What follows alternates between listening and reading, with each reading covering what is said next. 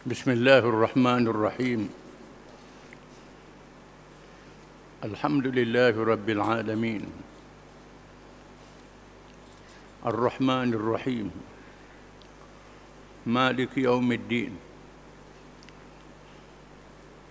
إياك نعبد وإياك نستعين اهدنا الصراط المستقيم صراط الذين أنعمت عليهم غير المغضوب عليهم ولا الضالين.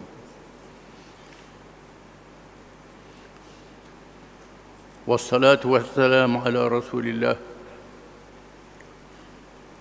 وعلى آله وصحبه ومن تبعه ونصره ووالاه. ربنا زدنا علما وارزقنا فهما وحكمة. Perbincangan kita hari ini perkara yang membatalkan iman atau perkara yang membatalkan dua kalimah syahadah. Banyak kalangan kita hanya mengetahui perkara yang membatalkan sembahyang, membatalkan puasa, membatalkan zakat, membatalkan haji. Kita tak ambil tahu perkara yang membatalkan dua kalimah syahadat,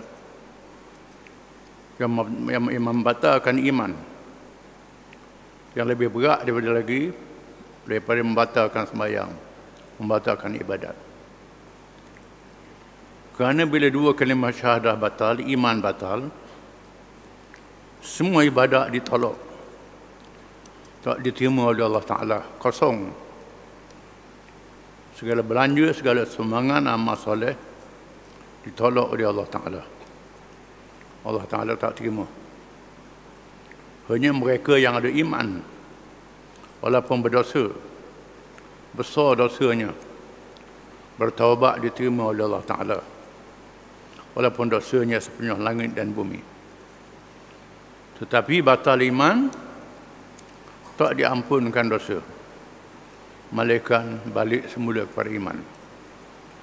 Batal sembahyang, batal puasa, diampunkan dosa, balik semula pada iman. Berzina, minum arak, makan riba, iman masih ada peluang untuk bertaubat. Tetapi kalau batal iman, mesti balik pada iman semula. Dia tak boleh jadi dengan sendiri betul saja. Kita telah memahami bagaimana seseorang itu dianggap menganut Islam dalam arti kata yang sebenarnya, dan tertanam dia dalam hatinya ciri-ciri iman, sifat-sifat iman, tanda-tanda iman. Ada orang yang dikurniakan oleh Allah Subhanahu wa Ta'ala dengan iman yang teguh sehingga dia meninggal dunia dengan mentasdikkan, dengan percaya la ilaha illallah Muhammadur Rasulullah, tidak ada Tuhan yang sebenar melainkan Allah dan Muhammad itu Rasulullah. Dan ada pula orang yang berpaling tadah dengan sebab engkar dan derhakanya. Orang yang ditetapkan iman pula, ada yang dianggap sentiasa di dalam kebaikan, ada pula yang mencuai, dan ada pula yang menzalimi dirinya sendiri. Mereka yang beriman ni macam-macam. Ada mereka yang berdosa, ada mereka yang soleh yang sangat maju, ada mereka yang sangat besar dosanya, menzalimi diri sendiri. Disebut dalam Quran. Ada yang muqtasid, ada yang sabiqun bil khairat. Macam-macam jenis manusia. Ada yang zalimun li nafsihi, yang menzalimi dirinya sendiri. Ada orang yang masuk syurga tanpa hisab. Ada orang yang masuk syurga tak payah hisab. Ini yang paling baik. Payah masuk syurga nanti ada hisab. Yang menyerah diri pada Allah Ta'ala dengan sepenuhnya, menegakkan agama Allah sehingga mati, dan macam-macam. Ada pula yang dihisabkan amalannya dengan cara yang mudah. Ada orang Tuhan hisab amal dia cara mudah, tak dimalukan tengok khalayak ramai. Dibisikkan di telinga dia, betul kamu buat ni, betul buat ni. Dibisik, dia mengaku depan Tuhan. Tuhan ampunkan dosa dia. Ada orang yang didedahkan tengah khalayak ramai. Dan ada pula orang yang dimasukkan ke neraka kerana dosa. Sehingga Allah SWT melepaskannya dari neraka dengan kurniaannya. Ada orang yang masuk neraka dengan sebab dosa banyak sangat. Oleh kerana iman dia masih ada, dikeluarkan semula daripada neraka. Adapun orang yang tercabut imannya, perlulah kita mengkaji kaedah-kaedah yang dikemukakan oleh ulama berdasarkan Al-Quran dan sunnah Rasulullah sallallahu alaihi wasallam. Oleh kerana orang yang cabut iman ni kekal selama-lama dalam neraka. Dengan sebab itu, kita perlu mengkaji dengan mendalam. Kajian ulama berdasarkan Quran dan hadis Rasulullah sallallahu alaihi wasallam. Di antaranya ialah apa yang ditegakkan oleh Al-Imam At-Tahawi rahimahullah di dalam kitabnya. At-Tahawi mengarang kitab Aqidah At-Tahawiyah, kitab yang terkenal. Disebut dalam kitab dia. Dan kami menamakan ahli-ahli qiblat, kami orang-orang Islam dan orang beriman, selagi mereka mengakui apa yang dibawa oleh Nabi Muhammad SAW dan membenarkan apa-apa yang disabdakan dan diberitahu. Ahli kiblat ialah orang Islam yang beriman, yang mengaku percaya pada Allah, mengaku percaya pada Nabi Muhammad SAW. Kita tidak mengkafirkan seorang pun di kalangan ahli kiblat dengan sebab melakukan dosa, selagi dia tidak menghalalkannya. Di mana ahli qiblah, orang yang mengaku Islam, dia buat dosa besar, tak boleh kata dia kafir selagi dia tidak menghalalkan dosa itu. Dia berzina, dia minum arak, dia makan riba, dia kata orang, dia buat macam-macam, tapi dia percaya pada Islam, dia mengaku dia Islam. Orang ni tak boleh kata dia kafir, dia tetap iman, tetap orang Islam. Kalau mati, dia mandi, jenazah dia sembahyang, tanam di kubur orang Islam. Tetap Islam, ahlul qiblah. Walaupun dia buat dosa besar. Kita lain dengan puak Khawarij. Puak Khawarij mengatakan bahawa orang buat dosa besar jadi kafir. Pendapat Khawarij ini salah. Khawarij berdalilkan hadis la yaznil zani wa huwa zanin. Orang berzina wa huwa mu'min. Orang berzina dia tak berzina kalau dia beriman. Menandakan orang berzina tak beriman. Orang mencuri, dia tak mencuri kalau dia beriman. Menandakan dia tidak beriman. Ini kata Khawarij. Pendapat Khawarij ini salah. Kerana ada orang yang berzina dihukum rejam, dihukum dengan hukum hudud. Bila mati, Nabi sembahyang jenazah dia. Nabi suruh orang sembahyang jenazah dia. Nabi mengatakan yang direjam itu diampunkan dosanya, dia bertaubat. Ini bercanggah pendapat Khawarij. Adapun maksud hadis dia tidak berzina kalau dia beriman, iman yang sempurna. Iman yang sempurna. Iman dia ada, tapi iman dia tak sempurna. Dia mencuri, iman dia ada, iman dia tak sempurna. Dia tak sembahyang, iman dia ada, iman dia sempurna. Mazhab Hambali kata orang tinggal sembahyang jadi kafir. Man taraka salata muta'ammidan faqad kafara jiharan. Barang siapa yang tinggal sembahyang sengaja jadi kafir dengan nyata. Hadis ni. Maka Imam Ahmad kata jadi kafir orang tinggal sembahyang. Imam Ahmad ni murid Imam Syafi'i. Imam Syafi'i tanya Imam Ahmad, "Wahai Ahmad, betul mu kata orang tinggal sembahyang jadi kafir?" Ahmad kata, "Ya, jadi kafir." Dia nak masuk Islam macam mana? Nak masuk Islam? Imam Ahmad kata sembahyang semula.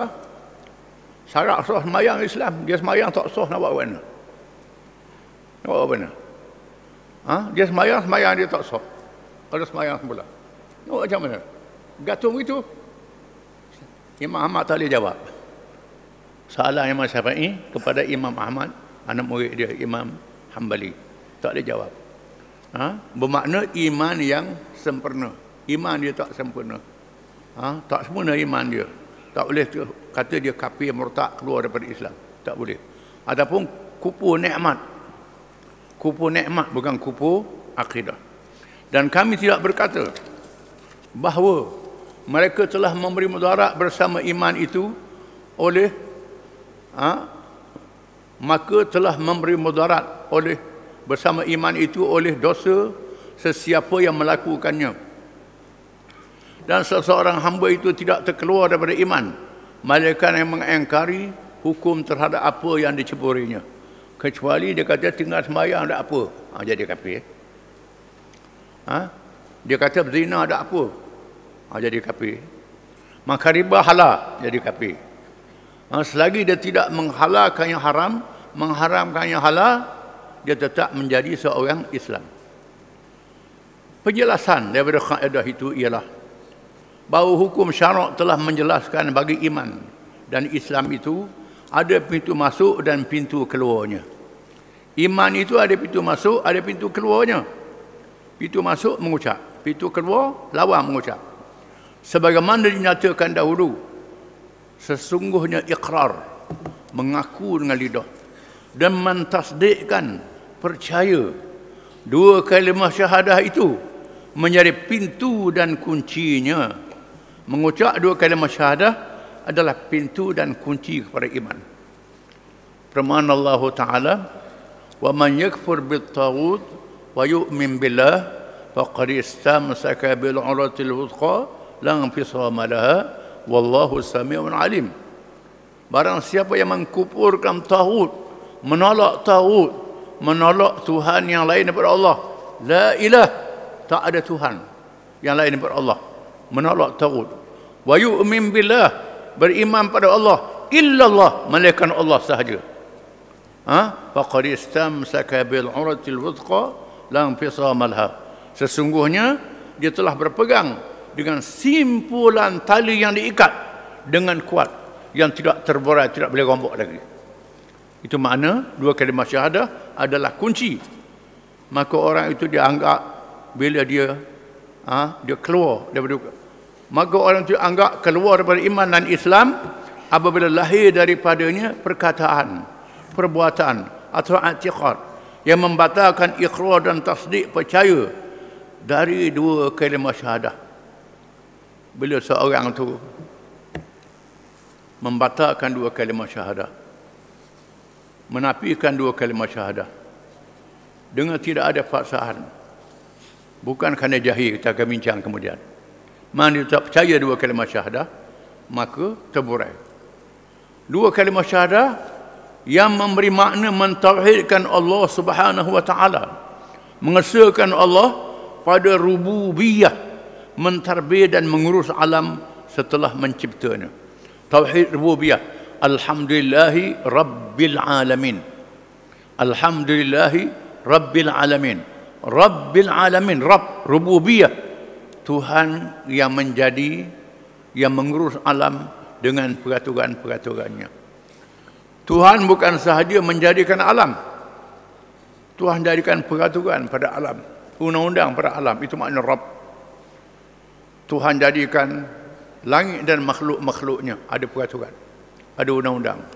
Malaikat tak makan, tak minum, tak lelaki, tak puang, jaga semua, itu malaikat.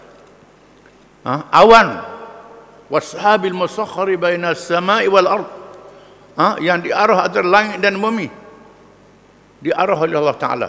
Awan di langit ada peraturan, berapa banyak air dalam awan, di mana dia nak turun di mana, tempat mana, diarah oleh Allah Ta'ala. Jadi salji, jadi air, cair dengan perintah Allah Ta'ala. Ikan dalam laut lebih jelas, ada ikan kawasan air masin laut, ada ikan kawasan air tawar dalam sungai. Pergi ke laut mati, hak laut pergi ke sungai mati. Itu undang-undang Rabbil Alamin. Pohon kayu ada peraturan, ada pohon hidup dalam air, hidup atas darat, hidup atas bukit, hidup di patah, hidup negeri sejuk, hidup negeri panas, macam-macam pohon kayu. Ada undang-undang dia. Binatang ada undang-undang dia. Tuhan bukan sahaja menjadikan, mengadakan undang-undang, termasuk manusia. Manusia adalah makhluk dan ada undang-undang untuk manusia. Ini makna rububiyah. Tuhan yang menjadi dan mengadakan peraturan-peraturan bagi makhluknya. Allah. Rabb. Mentauhidkan Allah Subhanahu wa taala pada asma, pada nama-nama dan sifat-sifatnya. Antaranya Allah Taala yang Maha Esa ada 99 nama. Dan lebih lagi nama-nama itu. Dalam riwayat At-Tirmidzi 99. Riwayat lain tambah lagi nama-nama dia. Nama-nama Tuhan.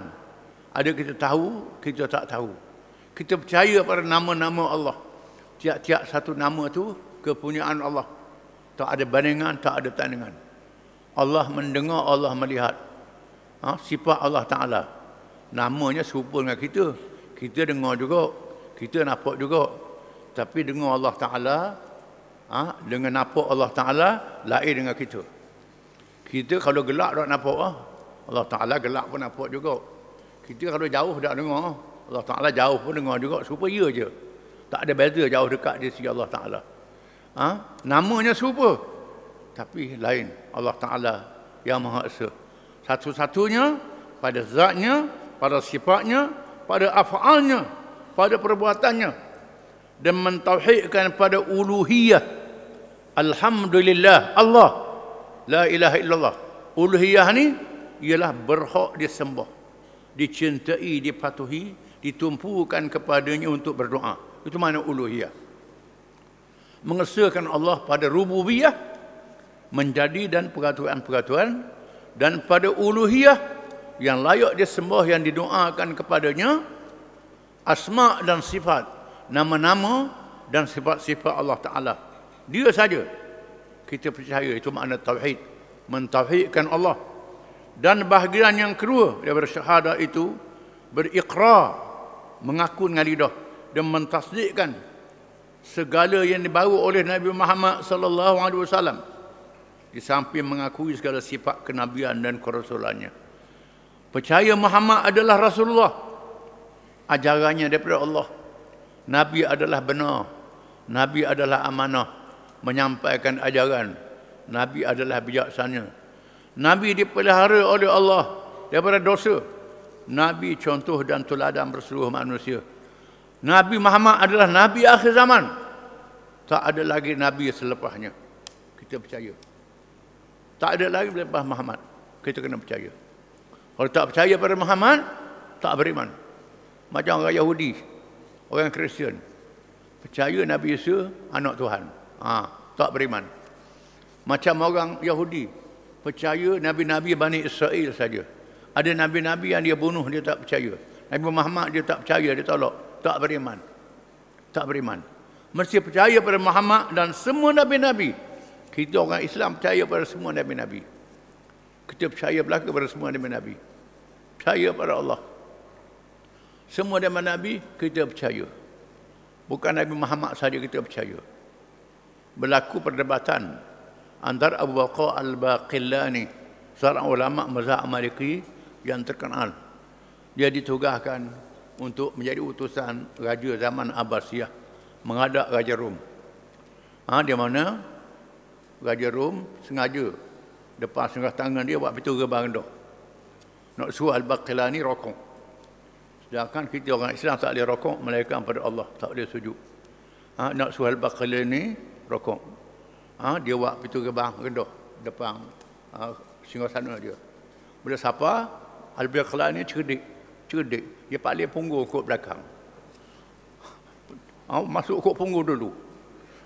Masuk ke punggung dulu, bak duduk atas kursi.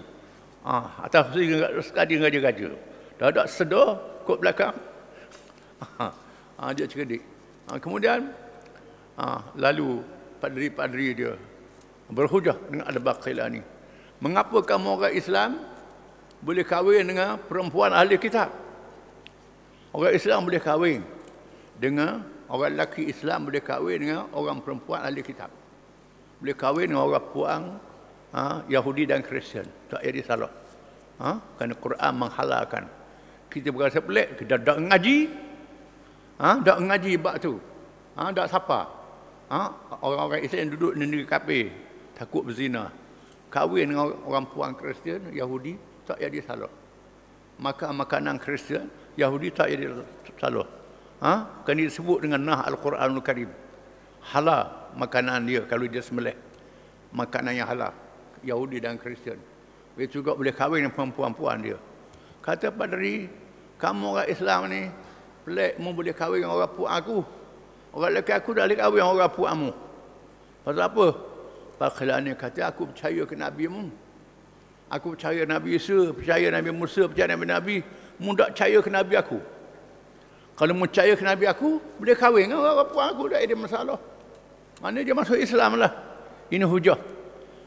Jadi percaya kepada Nabi Muhammad ni wajib, mesti. Termasuk dalam 2 kalimah syahadah. Oleh itu, sesiapa yang bercakap atau melakukan perkara-perkara yang menunjukkan keingkarannya terhadap iqrar syahadah itu, maka syahadahnya terbatal.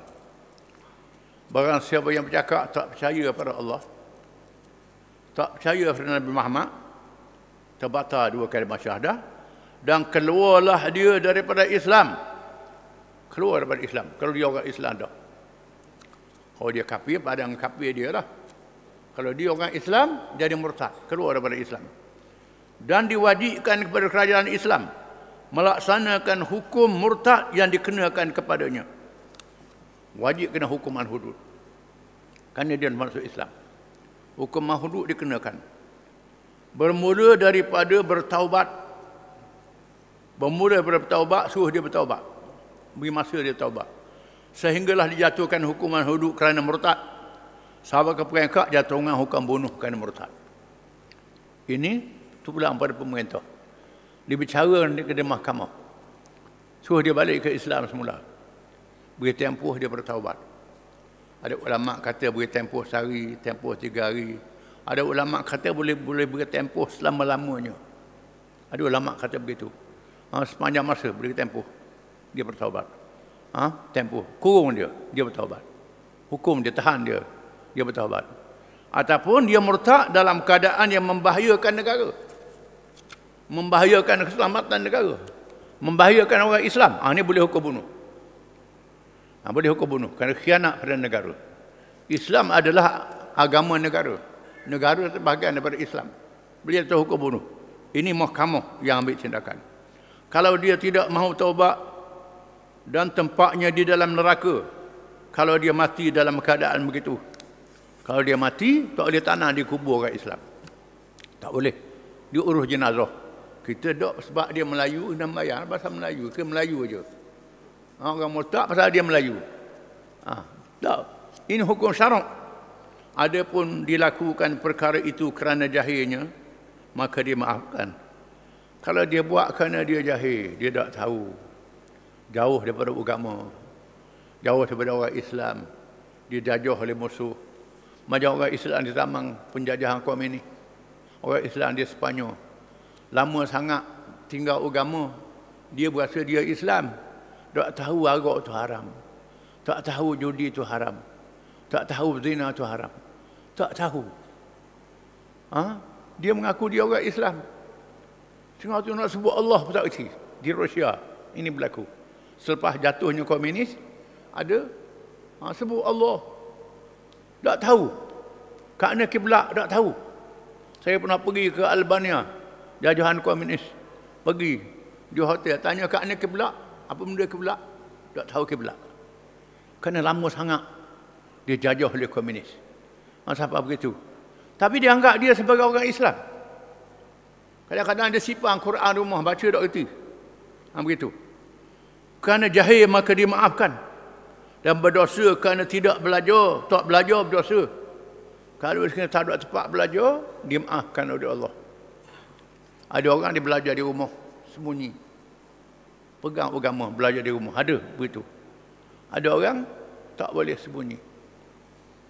Pernah berlaku di Sepanyol. Baru bukan lama-lama sangat. Orang kita melancong di Sepanyol. Sepanyol ni Islam pernah memerintah. Lalu dia melancong di Sepanyol, dia tanya polis. Polis trafik yang jaga lalu lintas ni. Kat mana kat masjid? Polis tu kata nanti dulu, nanti sekejap, nanti saya suruh jalankan tugas. Saya nak tunjuk di mana masjid. Kemudian sudah tugas dia pun ajak naik kereta polis ni. Ajak balik rumah dia, bukan ke masjid. Ajak balik rumah dia, pergi cekak bawah, buka pintu dia dalam tanah pak dia semayang. Sini semayang tu. Saya orang Islam juga. Saya simpan agama dari datuk nenek saya. Ini ada orang yang Islam yang begitu kita tak tahu. Sebab itu jangan mudah-mudah kita nak ukur orang ni dia kafir, dia keluar daripada Islam. Orang asli yang masuk Islam. Orang asal. Orang asli kita pun asli juga. Bukan dia. Orang asal duduk dalam hutan. Orang asal duduk dalam hutan. Masuk Islam. Tak belajar hukum agama. Labi makan. Kera makan. Kita kata dia, kera ni jangan makan, kera tu haram. Dia kata haram macam mana? Cik makan ayam, ayam makan tahi. Saya makan kera makan buah. Nak jawab mana? Tak mana jawab kita. Pandai dia. Cerdik. Dia guna akal dia, dia tak mengaji. Jadi orang yang macam ni dimaaf oleh Allah Ta'ala. Tuhan maaf dia. Tanggungjawab kita kena ajar dia. Di sana terdapat mereka yang jahil itu masih ada kemanisan iman di dalam dirinya. Ada saya dalam diri dia. Kerana sabda Rasulullah SAW, salasun man kunna fihi wajada halawatal iman an yakuna Allah wa rasuluhu ahabba ilaihi mimma siwahuma wa an yuhibbal mar'a la yuhibbuhu illa Allah la yuhibbuhu illa lillah wa an yakrah an ya'uda fil kufri kama yakrahu an yukhdafa fi nar. Sahihul Bukhari. 3 perkara. Sesiapa yang ada pada dirinya menunjukkan bahawa dia masih kemanisan iman. Masih ada kemanisan iman dalam dirinya. Masih ada kemanisan iman. Allah dan Rasulnya lebih kasih kepadanya daripada yang lain. Kasih kepada Allah dan Rasul. Dia kasih kepada seseorang kerana Allah. Kasih kepada orang Islam kerana Allah. Dia sangat benci kepada kufur. Laksana bencinya kalau dicampur ke dalam api neraka. Benci pada kufur. Dia tak benci pada kufur. Tak tahu dia buat tu kufur. Dia tak kerti. Ini ada dalam dunia. Yang kita berasa orang tu banyak kita belaka. Ada dalam dunia. Di negeri Arab. Mesir. Di Algeria. Di Indonesia. Tempat kita mungkin ada. Tapi negeri yang orang Islamnya, semangat dia tinggi. Sembahyang dok. Puasa dok. Bila ada awak hina Nabi Muhammad, pergi tembok. Dia pergi tembok. Pergi tembok, dia samsing. Pergi tembok. Tembok awak hina Nabi Muhammad. Awak hina Tuhan, dia tembok. Pergi tembok. Dia tak tahu hukum, tak kerti. Sayang pada agama. Sayang pada Allah dan Rasul. Tapi sembahyang dok. Minum arak. Serba maksiat dia buat. Iman ada dalam diri dia. Ada orang macam ni.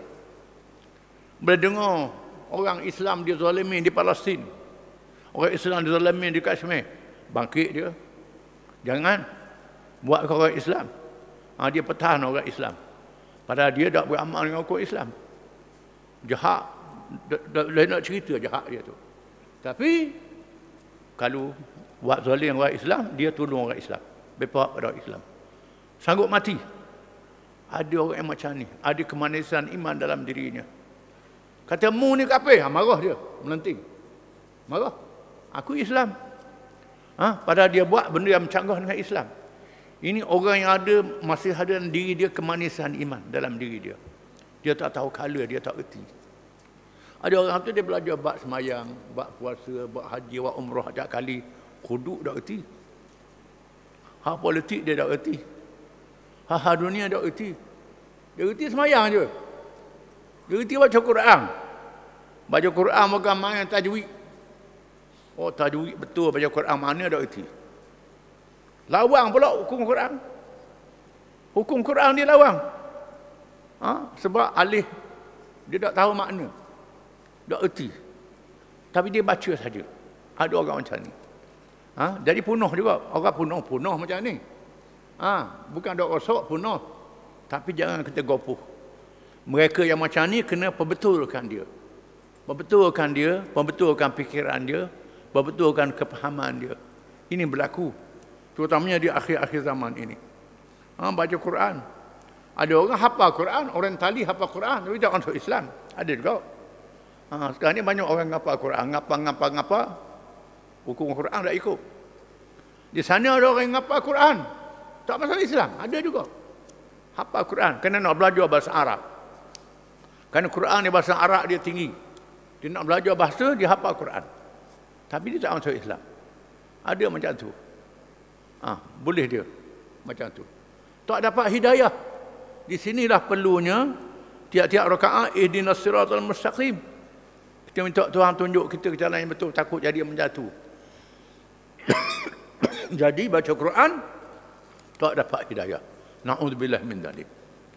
Adapun bila seorang mukmin melakukan dosa, tidaklah batal imannya sekalipun dia belum bertaubat. Wallahu a'lam.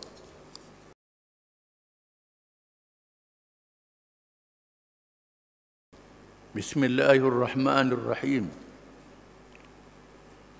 Peristiwa Saqifah Bani Sa'idah. Saqifah Bani Sa'idah ni dekat dengan Masjid Madinah. Tak jauh sangat. Sekarang ni dia buat taman di situ.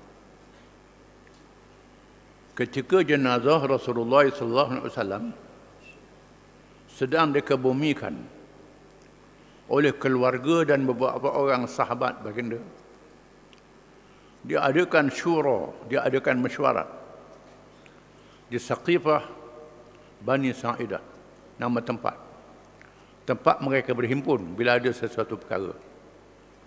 Syura tersebut, mesyuarat tersebut adalah bagi memilih pengganti yang akan memimpin negara dan umat selepas kewafatan Rasulullah SAW. Mereka tinggal tepat dikebumikan Nabi setelah semayang. Urusan kebumi orang lain, keluarga dan beberapa orang sahabat. Sebahagian besarnya pergi ke Saqifah Bani Sa'idah bermesyuarat untuk memilih siapa yang akan ganti ketua negara untuk memerintah.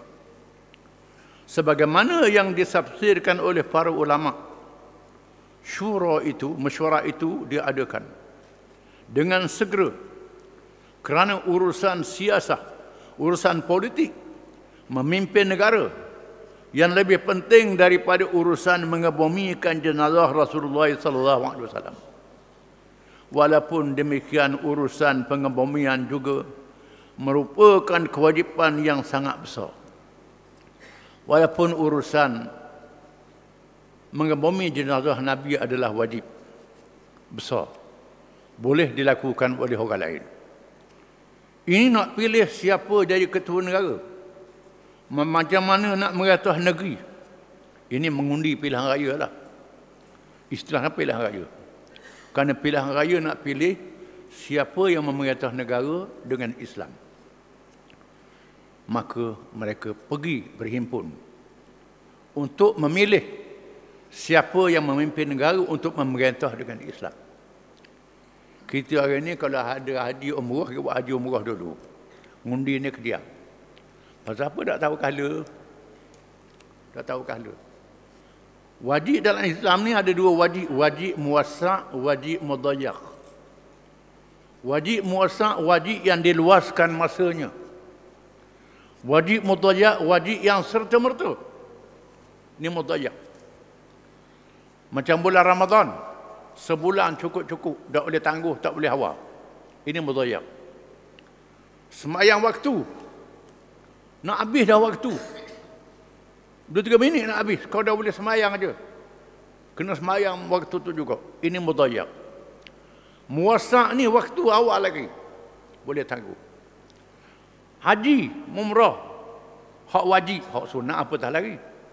Boleh pergi tahun depan, kena tangguh. Kerana menunaikan wajib mudayyak, wajib yang serta-merta. Ini makna mengapa para sahabat menghadiri mesyuarat Saqifah Bani Sa'idah untuk memilih siapa yang akan memerintah negara selepas kewafatan Nabi SAW. Kita hari ini politik ni tak ada hal agama. Ni orang Islam sudah jadi jauh dengan agama. Dengan sampai itu orang Islam kena tanya, kena merata, kena tipu dorang, buat main dorang, kerana mereka tak libatkan diri dalam pemerintahan negara, menganggap hak ni hak tak penting mana. Dia tak sedar. Bila kuasa politik jatuh pada orang, dia kata, mudah lagi mereka. Mudah lagi semayang.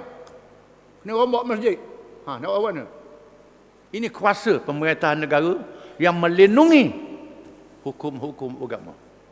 Imam Ghazali kata, ad-dinu ussun was-sultanu harisun famala ussalahu famahdumun wa mala ussalahu fadha'i, kata Imam Ghazali. Agama itu asas, tapak agama ni, seluruh ajaran Islam. Was-sultanu harisun, kuasa yang memerintah adalah pengawal pada agama. Kuasa pemerintah yang mengawal agama. Wa mala ussalahu famahdumun, barang yang tak ada asas runtuh. Kalau tak ada tapak runtuh. Wa mala harisalahu fadha'i, barang yang tak ada pengawal boleh hilang. Boleh hilang bila-bila masa, bila tak ada pengawal. Bila pengawal tak ada, orang boleh cabut ajaran Islam satu demi satu. Bila kuasa pemerintahan jatuh pada musuh-musuh Islam, dia kata, mu jangan semayang, mu kena rombak masjid, mu tak boleh pergi Mekah. Masa tu barulah nak sedar. Tak ada guna sikit habuk masa tu. Ini kena faham. Ini makna mengapa para sahabat menghadiri mesyuarat Saqifah Bani Sa'idah untuk memilih siapa yang ganti Nabi untuk memerintah kerajaan selepas wafatnya Nabi SAW. Menandakan mereka meletakkan perkara ini lebih besar daripada mengabomikan menanam jasad Nabi SAW di kuburnya. Berapa orang sahabat saja. Tugas Rasulullah SAW wajib diteruskan sekalipun ia sangat suka diganti, kerana tiada sesiapa yang boleh menandingi baginda sebagaimana utusan pilihan Allah Subhanahu wa taala memilih seorang pemimpin bagi menghadapi situasi keadaan yang sangat mencabar, amat penting demi kelangsungan risalah Islam yang sempurna ke seluruh alam. Tugas ini tidak tamat dengan kewafatan baginda sallallahu alaihi wasallam. Walaupun tak ada orang macam Nabi, tak ada orang seperti Nabi, tak ada orang yang layak, tetapi mesti ada pengganti. Mesti ada orang yang memerintah.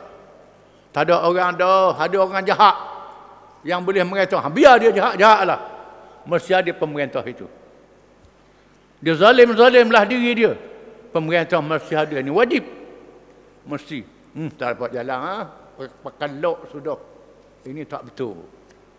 Fikiran yang salah. Ilmu salah. Ilmu sesat. Meninggalkan pemerintahan daripada menjaga Islam. Tadi saya sebut, ada orang jahat dia jaga Islam. Ada orang zalim dia jaga Islam. Kerana dia zalim, kita tolak pemerintah. Tidak boleh. Dengan sebab dia zalim, kita tolak. Tidak boleh. Selagi dia semayang, selagi dia percaya ke Islam. Tegakkan dia itu.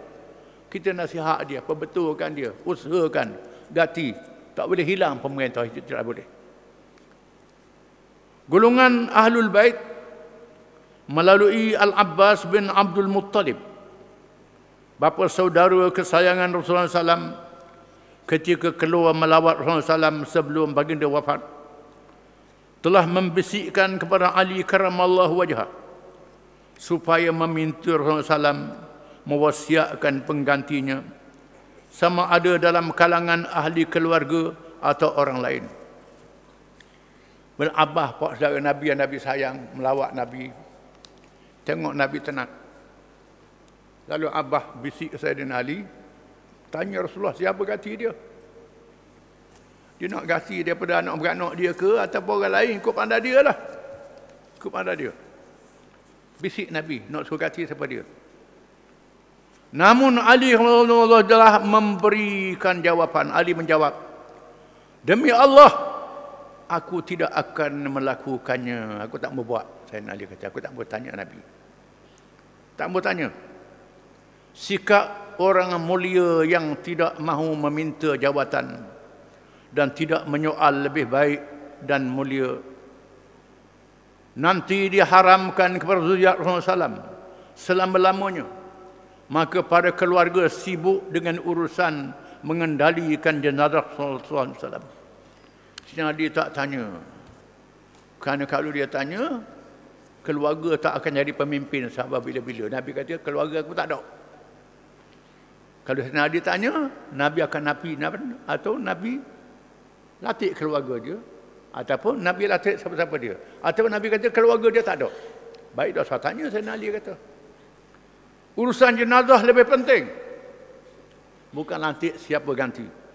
Selepas itu Ali karamallahu wajhah dan Bani Hashim serta Az-Zubair bin Al-Awwam dan Talhah bin Ubaidillah radhiyallahu anhum berada di rumah Fatimah Az-Zahra radhiyallahu anha. Lepas tu puak-puak ni dak pergi mesyuarat. Lepas urusan jenazah Nabi, Ali daripada Bani Hashim, Az-Zubair bin Awam, Talhah bin Ubaidillah, dua orang sahabat, tak pergi ke sahabat Bani Sa'idah. Mereka pergi di rumah Fatimah Zahra, anak perempuan Nabi, puteri Nabi. Sementara itu perhimpunan di Saqifah Bani Sa'idah menjadi tegang apabila kaum Ansar berpendapat dalam kalangan mereka yang paling layak dipilih menjadi khalifah, ketua negara pengganti Rasulullah SAW. Hal ini demikian kerana mereka telah berjihad bersama Rasulullah SAW dengan penuh pengorbanan yang diberikan pujian oleh Allah Subhanahu Wa Taala sebagaimana diwahyukan di dalam Al-Quran. Golongan Ansar kata kena pilih ketua negara daripada orang Madinah, kerana mereka penduduk asal Madinah, tapak kerajaan Islam, dan mereka menjadi pendukung Islam bersama dengan Nabi SAW. Di sana ada ayat-ayat Quran memuji golongan Ansar, ada hadis-hadis memuji golongan Ansar. Maka Ansar lebih layak jadi ketua negara orang Madinah. Selain itu turut disokong oleh hadis-hadis Rasulullah SAW yang memberikan sanjungan kepada mereka. Lalu mereka mencadangkan Sa'ad bin Ubadah radhiyallahu anhu. Golongan Ansar mencadangkan Sa'ad bin Ubadah menjadi ketua negara, pemimpin Ansar. Manakala dalam kalangan Muhajirin pula berpendapat mereka yang paling layak menjadi khalifah kerana mereka merupakan golongan yang pertama menganut Islam, berdakwah semenjak dari permulaan Islam dan menghadapi ujian dahsyat ketika di Mekah. Golongan Muhajirin kata mereka lebih layak kerana mereka lah orang yang mula-mula masuk Islam, orang yang susah masuk Islam. Ketika Islam pengikutnya sedikit, ditekan dan ditindas, mereka lebih layak, kata orang Mekah, Muhajirin. Tambahan lagi mereka bersama Rasulullah SAW mengharungi ujian ketika berhijrah dan berjihad. Hujah mereka juga disokong dengan wahyu dan hadis Rasulullah SAW yang menyanjung golongan Muhajirin dengan pujian yang tinggi. Ada ayat Quran memuji golongan Muhajirin, ada hadis-hadis memuji golongan Muhajirin. Kata puak Muhajirin di Mekah mereka lebih layak jadi ketua negara dari kalangan mereka. Keadaan yang tegang itu dapat dikendorkan dan perasaan asabiyah puak juga dapat dipadamkan. Baloh orang Arab kita tahu sajalah. Orang Mekah tengok kalau orang Arab baloh. Bukan macam orang Melayu baloh. Cepat dia nak agama. Cepat nak cabut senjata. Ini orang Arab. Perangai jahiliah masih ada. Apabila pemimpin utama kedua-dua puak Muhajirin dan Ansar menemui Abu Bakar radhiyallahu anhu, mereka terus menuju ke Saqifah Bani Sa'idah. Panggil Abu Bakar.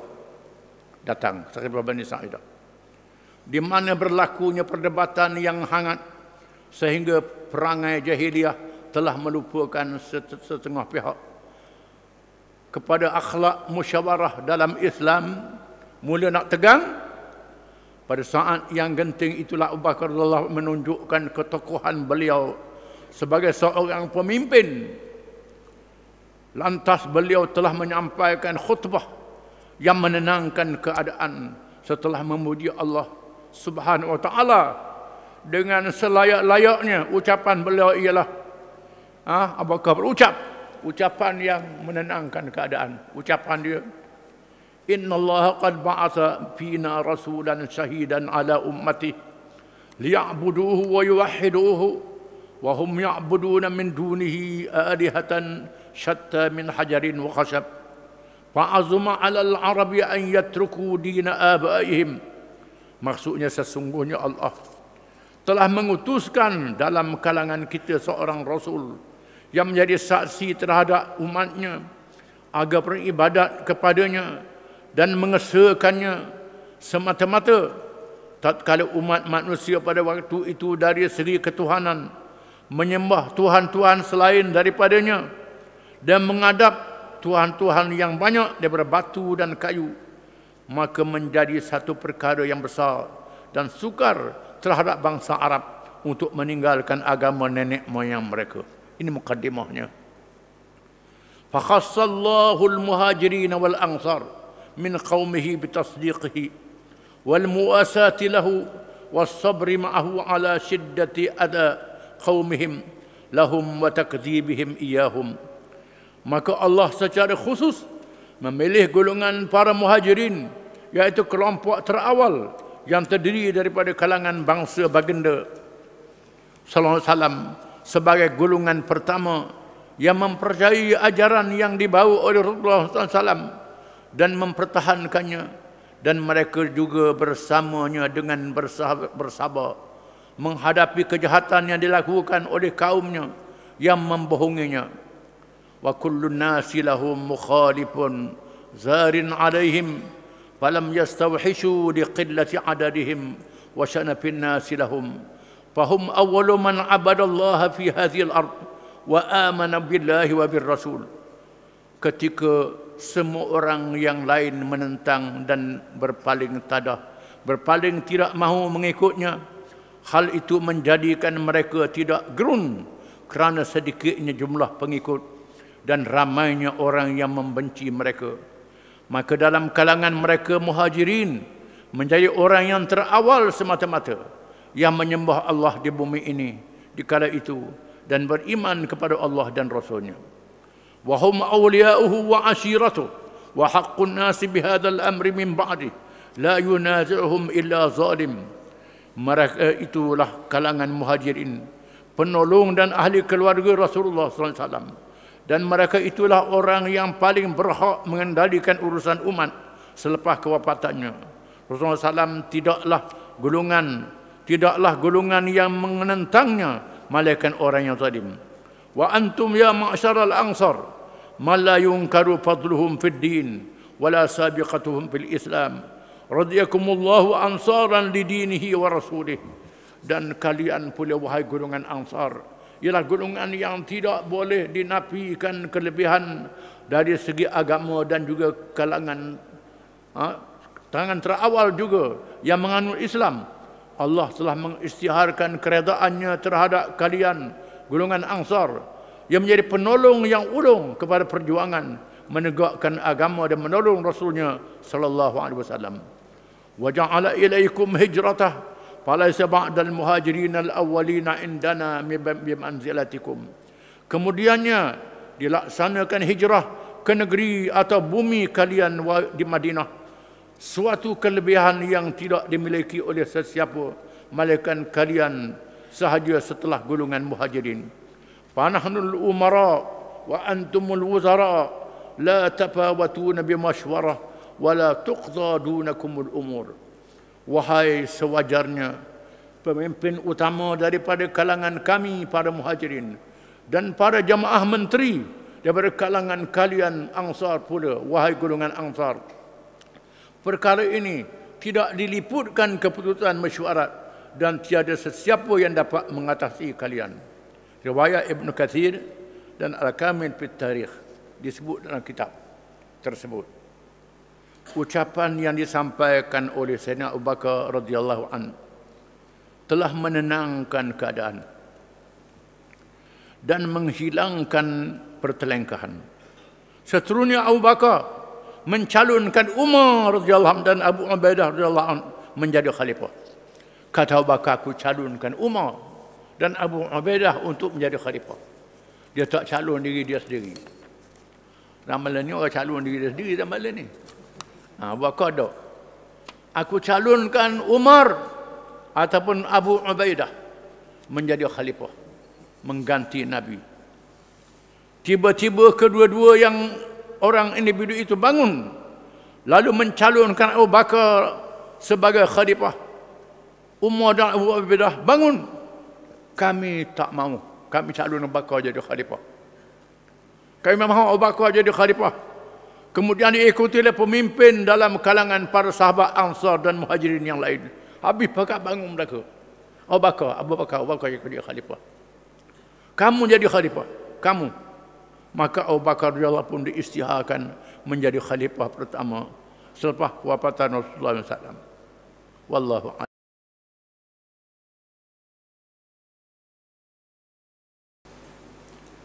A'udzu billahi minasy syaithanir rajim.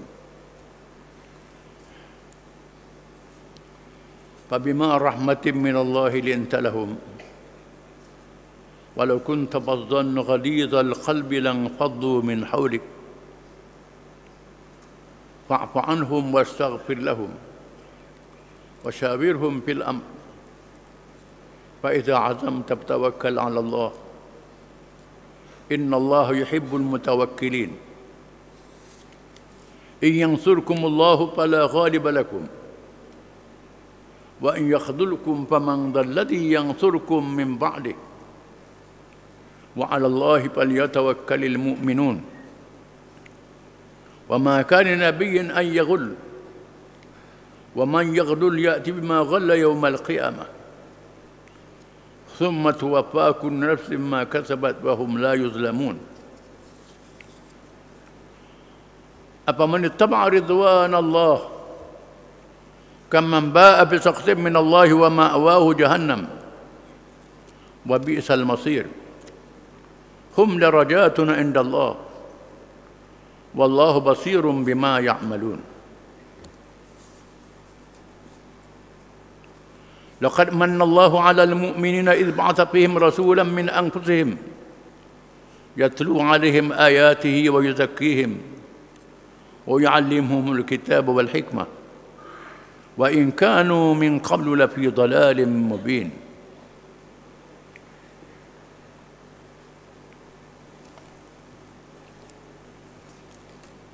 Maksudnya,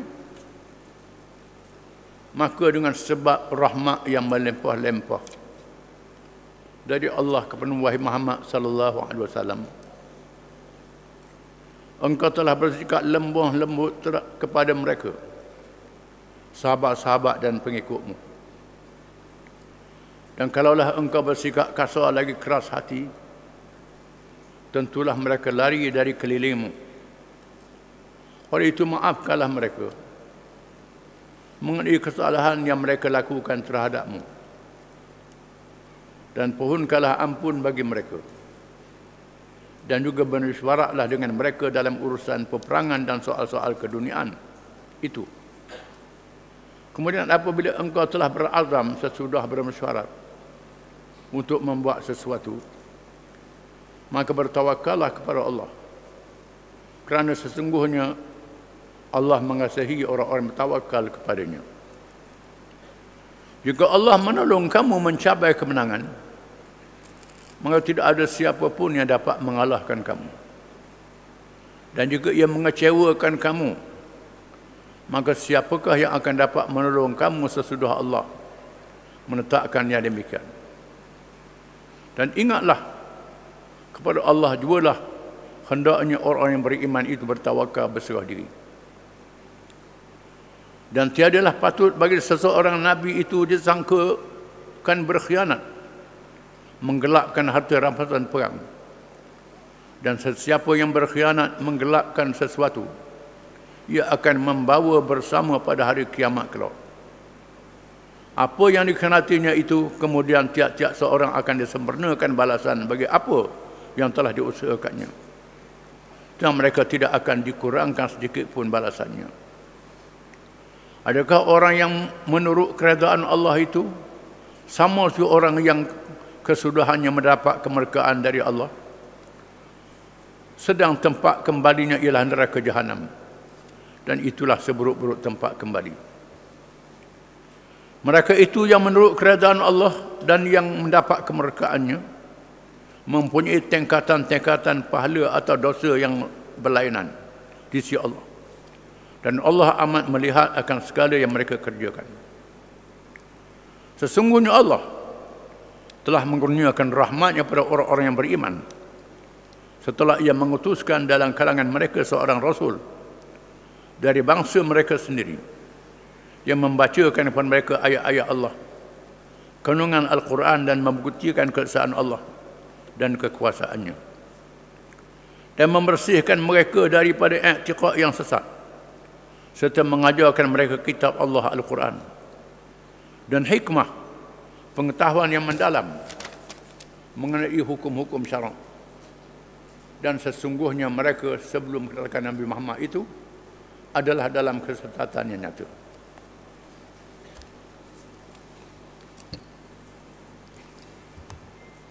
Ayat ini menyuruh diambil pengajaran daripada peperangan Uhud yang menguji orang-orang yang beriman, yang dicoba dengan kekalahan setelah mereka mencapai kemenangan. Apabila mereka mengejar dunia dan tidak mengikut arahan pemimpin mereka, Nabi SAW. Allah Ta'ala berfirman, "Fabima rahmatin minallahi lintalahum." Dengan adanya rahmat Allah kepada wahai Muhammad SAW, engkau berlembut dengan sahabat-sahabatmu. Sahabat-sahabatmu yang buat salah itu engkau maafkan. Walau kunta fazzan ghalidhal qalbi lanfaddu min hawlik.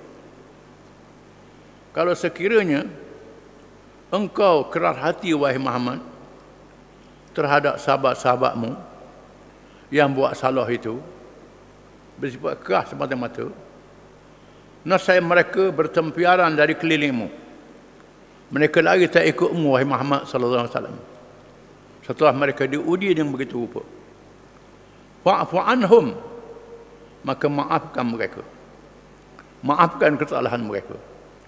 Wastaghfir lahum, dan beristighfar kepada Allah supaya Allah mengampunkan dosa-dosa mereka wahai Muhammad, kerana mereka berundur dalam menghadapi musuh. Ini sebab bingung-bingung menghadapi serangan yang dahsyat dari musuh itu yang berlaku dalam perang Uhud. Wasyawirhum fil amri, dan terus bermesyuarat dengan mereka, terus bermesyuarat dalam urusan perang dan urusan dunia yang tak ada nas. Mesyuarat dengan mereka, jangan tinggal mesyuarat. Walaupun perang Uhud diambil keputusan dengan mesyuarat. Cadangan Abdullah bin Ubay bertahan di Madinah. Nabi nak terima cadangan itu pada awalnya. Jangan banyak-banyak sahabat, khusus mereka yang tak hadir perang Badar, perang di luar Madinah. Lebih strategik, lebih baik lawan musuh di luar Madinah untuk selamatkan Madinah. Nabi terima pandangan berperang di luar Madinah. Setelah berperang di luar Madinah, Nabi atur strategi molek-molek, suruh kawal bukit, markah besar, perang ke awal musuh dah kalah. Tiba-tiba mereka yang kawal bukit tinggal bukit kerana nak kutip harta yang ditinggalkan oleh musuh di medan perang, kerana kejar ke dunia. Lalu Allah Ta'ala ajar mereka, musuh serang balas. Bukit yang strategik, yang penting tidak dikawal lagi. Markas Islam, markas tentera diserang, Nabi luka, sahabat luka, 70 orang syahid, termasuk Sayyidina Hamzah radhiyallahu anhu, saudara Nabi yang Nabi sayang, syahid sama dalam perang itu. Ini ujian Allah. Walaupun begitu, wasyawirhum fil amri, terus bermesyuarat. Jangan tinggal bermesyuarat dalam urusan perang dan urusan-urusan dunia yang lain. Fa idza azamta fatawakkal 'ala Allah, maka apabila engkau telah berazam dengan sesuatu keputusan, bertawakal kepada Allah. di mana ketua berhak membuat keputusan mesyuarat itu. Mesyuarat dalam Islam bukan mesti ikut suara terbanyak. Ikut suara terbanyak pun boleh, ikut hujah yang paling kuat pun boleh. Walaupun suaranya sikit, hujah dia boleh lebih kuat. Seorang pemimpin boleh buat keputusan mengambil hujah yang lebih kuat, bukan suara yang banyak. Kadang-kadang suara yang banyak ni tak erti. Orang sikit ni lebih erti mengambil hujah yang kuat. Fa iza azamta wasyawirhum fil amri, bersuara dengan mereka, mesyuarat dengan orang ramai. Fa iza azamta, bila engkau telah berazam dengan sesuatu keputusan, engkau lihat ini satu cadangan yang terbaik, engkau ambil yang terbaik ini, bukan mesti ambil orang yang banyak. Ini lihat hujah yang lebih kuat. Kadang-kadang orangnya sikit tapi lebih matang fikirannya, orangnya ramai fikiran tak matang. Ini mesyuarat dalam Islam kita kena faham, lain dengan demokrasi barat. Demokrasi barat lain. Benda yang tak ada nas, yang ada nas tak boleh mesyuarat. Dah ada nas, dah halal haram boleh tak boleh. Ini tak boleh mesyuarat. Mesyuarat pakat nak halal yang haram, nak halal yang haram yang ini tidak boleh. Yang tak ada nas boleh mesyuarat. Fa idza azamta fatawakkal 'ala Allah. Bila telah engkau berazam dengan sesuatu keputusan, laksanakan. Bertawakal kepada Allah. Innallaha yuhibbul mutawakkilin. Sesungguhnya Allah mengasihi orang-orang yang bertawakal, yang menyerah diri kepadanya. Lepas buat keputusan, serah pada Allah Ta'ala. Setelah berfikir, setelah ikhtiar. Bukan serah terus pada Allah Ta'ala, tak fikir, tak ikhtiar. Kena fikir, kena ikhtiar, kena usaha, lepas tu bertawakal. In yansurkumullahu fala ghaliba lakum. Jika sekiranya Allah menolong kamu, tidak ada siapa yang mengalahkan kamu. Kalau Allah Ta'ala tolong kamu, tak ada siapa yang mengalahkan kamu. Walaupun jumlah kamu sedikit, walaupun pitih kamu tak banyak, duit kamu tak banyak, kamu miskin, lawan orang lebih kaya, lebih kuat, lebih gagah. Kalau Allah Ta'ala tolong, mesti menang. Tak ada siapa yang mengalahkan kamu. Dengan sebab itu bertawakal kepada Allah. Macam perang Badar, jumlahnya sedikit, musuh lebih ramai, menang dalam perang Badar. Wa in yakhdhulkum faman dzalladzi yansurukum min ba'di. Dan jika Allah mengecewakan kamu, Allah Ta'ala biarkan kamu, bila kamu buat silap, siapa lagi yang boleh menolong selepas Allah? Siapa boleh tolong kamu selain daripada Allah? Kalau kamu tak serah pada Allah. Wa 'alallahi falyatawakkalul mu'minun. Dan kepada Allah hendaklah bertawakal oleh orang-orang yang beriman. Bila Sayyidina Umar radhiyallahu anhu melantik Sa'ad bin Abi Waqqas menjadi panglima tentera Islam untuk memerangi Parsi, kuasa besar dunia, Sayyidina Umar berpesan pada Sa'ad, wahai Sa'ad, aku pesan pada kamu dan tentera yang ada sama kamu supaya bertakwa kepada Allah. Bertakwa kepada Allah. Kerana kita ditolong oleh Allah mendapat kemenangan dengan maksiat yang dilakukan oleh musuh. Kalau sekiranya kamu bertakwa kepada Allah, walaupun jumlah kamu sedikit, senjata kamu tak banyak, musuh kamu buat maksiat, kamu baik, kamu bertakwa, Allah Ta'ala tolong kamu. Jika sekiranya kamu buat maksiat, sama dengan musuh juga. Musuh buat maksiat, mu buat maksiat juga. Musuh tak semayang, mu tak semayang juga. Mu buat dosa juga, sama dengan musuh. Maka Allah membiarkan kamu. Allah Ta'ala biarkan kamu. Jumlah kamu tidak sama dengan jumlah mereka. Persediaan kamu tak sama dengan persediaan mereka. Maka kamu tidak boleh mengalahkan mereka, kata Sayyidina Umar. Aku lebih takut kamu jaga diri kamu, jangan buat maksiat, jatuh ke maksiat, daripada aku takut pada musuh, pada Sayyidina Umar. Kata Sayyidina Umar, Sa'ad bin Abi Waqqas, aku takut Sa'ad dan tentera ni buat maksiat, lebih takut pada musuh lagi. Dengan sebab maksiat kamu dikalahkan oleh musuh. Ini maknanya. Dengan sebab itu Kita mesti bertawakal kepada Allah setelah kita taat kepada Allah. Wa ma kana linabiyyin an yaghul. Tidak saiga bagi seorang nabi menipu harta rampasan perang. Umat zaman dulu diharamkan harta rampasan perang. Tak boleh ambil. Kalau letak harta rampasan perang, kupur setapak, api akan turun dari langit bakar harta tu. Ini umat Nabi zaman dulu. Umat Muhammad dihalalkan harta rampasan perang. Dibahagikan harta yang boleh alih, harta yang ada pada tentera. Dibenarkan pada pemimpin tentera membahagikan.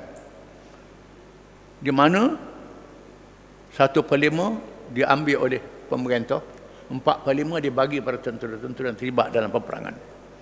Masa itu tak ada gaji. Gajinya tak ada. Ghanimah menjadi gaji mereka. Maka 4 bahagian dibahagi pada mereka. Tidak saya bagi seorang Nabi yang menipu dalam harta rampasan perang. Ini kerana berlaku menipu. Dia mengalahkan musuh, dia ambil piasang daripada musuh, dia sembunyi. Buah dalam poket dia, tak suruh pada pemimpin. Ini salah. Tak boleh. Tidak saya bagi Nabi buat begitu. Nabi tak layak buat begitu. Apa lagi orang yang tak Nabi? Wa man yaghlul ya'ti bima ghalla yaumal qiyamah. Barang siapa yang menipu harta rampasan perang akan dibawa pada hari kiamat. Summa tuwaffa kullu nafsin ma kasabat wa hum la yuzlamun. Kemudian ditunaikan tiap-tiap diri akan apa yang dia buat. Hukumannya dalam keadaan mereka tidak dizalimi. Berlaku pada umat zaman dulu, umat Nabi Musa alaihi salam. Bila Nabi Musa ajak Bani Israel yang diselamatkan oleh Allah dengan mukjizat, dia tenggelamkan Fir'aun dalam laut. Secara mukjizat, Fir'aun bala tentera tenggelam. Kisahnya dibaca oleh orang Islam, dibaca oleh orang Yahudi dan orang Kristian. Kemudian Allah Ta'ala suruh Nabi Musa ajak Bani Israel masuk ke Palestin, menentang kaum Jabarin dengan berjihad. Kita kena berjihad. Tuhan suruh kita berjihad, masuk berperang untuk bebaskan bumi Palestin. Tiba-tiba orang Yahudi tak mau pergi. Takut. Tak percaya pada pertolongan Allah. Idhab anta rabbuka faqatila inna hahuna qa'idun. Wahai Musa, pergilah kamu dengan Tuhanmu, dengan adik-beradik Nabi Harun. Kami nak duduk sini, kami tak mau pergi. Akibatnya Allah Ta'ala hukum Bani Israel sesak di padang pasir selama 40 tahun. Nabi Musa diwafatkan oleh Allah, Nabi Harun diwafatkan oleh Allah. Harun wafat dulu, Musa wafat. Mereka sesak berpusing tempat tuda selama 40 tahun. Setelah generasi yang pertama yang penakut mati, naik generasi baru, mereka yang lahir pada masa itu umur 40 tahun. Hak dulu tu mati mananya, naik generasi baru umur 40 tahun. Dipimpin oleh Yusha' bin Nun alaihi salam. Iaitulah sahabat Nabi Musa yang dilantik jadi Nabi. Nabi Yusha' bin Nun alaihi salam. Memimpin Bani Israel masuk ke Palestin. Nabi Yusha' kata, orang yang ikut aku, orang yang bertawakal kepada Allah Ta'ala. Orang yang ingat ke kebun dia, yang ingat ke rumah dia, ingat ke hak rumah tak siap lagi, ingat macam-macam, tak dia ikut aku. Mereka yang bergantung pada Allah saja boleh ikut aku, kata Yusha'. Bertawakal pada Allah. Lalu sebahagian besar ikut Yusha' berperang. Berperang-perang tiba-tiba tak dapat mengalahkan musuh waktu asar. Lalu Yusha' berdoa kepada Allah Ta'ala, ya Tuhanku, matahari ini ikut perintahmu. Ikut perintahmu. Wahai matahari, mu ikut perintah Tuhan. Kalau mu ikut perintah Tuhan, berarti jangan jatuh lagi. Berarti matahari, masa itu tak ada spotlight, tak ada lampu nak berperang, tak ada teropong malam. Tuhan tahankan perjalanan matahari, lalu mereka berjaya mengalahkan musuh. Setelah mengalahkan musuh, dikumpul harta rampasan perang, dikumpul sepak. Turun api dari langit. Api berpusing-pusing tak mau makan harta rampasan perang tu. Yusha kata ada kalangan kamu yang menipu. Kalangan kamu yang menipu, yang menyembunyikan harta yang pasang perang. Lalu Yusha bersalam dengan ketua-ketua pasukan. Ketua pasukan yang anak buah dia menipu lekat tangan pada Yusha. Tak boleh nak lepas tangan. Lalu panggil anak buah dia, anggota dia. Dikumpulkan emas sebesar kepala lembu. Banyaknya emas sebesar kepala lembu. Dia susuk sembunyi. Dia letakkan emas pada tempatnya, barulah api tu makan. Ini cerita umat zaman dulu. Adapun umat Muhammad, Tuhan serah pada diri masing-masing. Amanah masing-masing. Ikhlas masing-masing pada Allah Ta'ala. Barang siapa yang menipu, setelah mendapat kemenangan, Allah Ta'ala tahu menipu dia. Akan dihukum pada hari kiamat. Apa man ta'ridu ridwan Allah kaman ba'a bi sakhsin min Allah wa ma'wahu jahannam wa bi'sal masir. Barang siapa yang mengikut keredaan Allah Ta'ala, adakah mereka mengikut keredaan Allah Ta'ala itu sama dengan orang yang dimurka oleh Allah Ta'ala? Tak sama. Orang yang ikhlas dan orang yang tak ikhlas tak sama di sisi Allah Ta'ala. Orang yang ikhlas tetap diberi ganjaran oleh Allah Ta'ala. Orang yang tak ikhlas akan dibalas oleh Allah dengan berkahnya. Dan tempatnya dalam neraka jahanam, wa bi'sal masir, seburuk-buruk tempat. Makalah harta dengan sebab kemenangan, menipu. Kemenangan tak jadi salah, tapi mesti cara yang halal. Tapi cara menipu. Ambil kemenangan, ambil harta, cara menipu. Tempatnya neraka jahanam, seburuk-buruk tempat. Hum darajatun indallah. Mereka itu beberapa darjat di sisi Allah. Wallahu basirum bima ta'malun. Berapa darjat dalam syurga, berapa darjat dalam neraka, berapa darjat, tak sama. Orang yang besar pahalanya tinggi darjat dalam syurga. Yang sikit pahalanya kurang darjat. Yang banyak dosanya teruk dalam neraka, paling teruk. Yang kurang dosanya kurang, tak sama ahli-ahli neraka ni. Itu balasan Allah Ta'ala pada hari kiamat. Laqad mannallahu 'alal mu'minin. Sesungguhnya Allah telah mengurniakan kepada orang-orang yang beriman satu kurnia yang sangat besar. Idh ba'atha fihim rasulan min anfusihim. Apabila Allah mengutuskan rasul kalangan mereka. Patut orang Arab kena sedar, orang Arab kena faham. Allah Ta'ala kurnia pada mereka rasul dari kalangan mereka. Bangsa mereka, puak mereka. Yatlu alaihim ayatih, yang membaca kepada mereka ayat-ayatnya, ayat-ayat Quran dalam bahasa Arab. Patut orang Arab kena erti pada orang lain, kena faham pada orang lain. Tuhan turunkan Nabi daripada bangsa mereka, Quran dalam bahasa mereka. Wa yuzakkihim, membersihkan mereka daripada dosa. Bila mereka masuk Islam, diampunkan dosa. Wa yu'allimuhumul kitab wal hikmah, diajar pada mereka ilmu kitab Allah Al-Quran dan hikmah kebijaksanaan melaksanakan Quran itu. Bukan saja ilmu baca dia, ilmu belagu dia, ilmu tajwid dia, ilmu qiraat dia, termasuk ilmu beramal dengan petunjuk Al-Quran, dengan ajaran Quran. Ini baca saja, hafal saja, tajwid bukan main, hukum dia tak amal, macam orang Yahudi. Orang Yahudi lah. Yahudi baca Taurah, tak beramal dengan Taurah. Masalul ladzina hamilu at-Taurah thumma lam yahmiluha kamasalil himar yahmilu asfara. Bandingan orang yang baca kitab Taurah kemudian tak tuna tanggungjawab dalam kitab Taurah itu, macam keldai yang bawa kitab, Tuhan kata. Begitulah mereka yang baca Quran, yang hafal Quran, yang mahir baca dia, tapi tak ikut petunjuk dia. Dalam cara hidup, ikut Jepun, ikut Amerika, ikut China, ikut bukan Islam, ikut cara bukan Islam. Baca Quran bukan main belagunya, bukan main tajwidnya. Macam keldai, Tuhan kata. Macam orang Yahudi lah, macam keldai. Sama. Tuhan turunkan kitab dan hikmat kebijaksanaan Nabi bagaimana beramal dengan kitab itu. Wa in kanu min qablu la fi dhalalin mubin. Sebelumnya orang Arab ni dalam keadaan sesat yang nyata.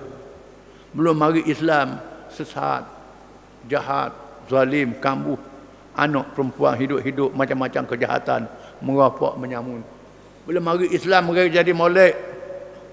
Sedarlah nikmat Islam ini. Faham nikmat Islam ini. Bukan saja orang Arab, orang tak Arab pun samalah juga. Bila jadi Islam, Islam adalah nikmat yang paling besar. Kena tegakkan Islam, amalkan hukum dia, tegakkan syariat dia. Islam jadi agama yang berkuasa, yang berdaulat, bukan agama yang dihina oleh orang. Ni orang buat hina Islam, kita duduk mengaji je. Orang buat hina Islam, kita tak sedar. Tahu mengaji saja, baca saja. Tak tegakkan Islam. Ini satu salah. Tak boleh. Wallahu a'lam.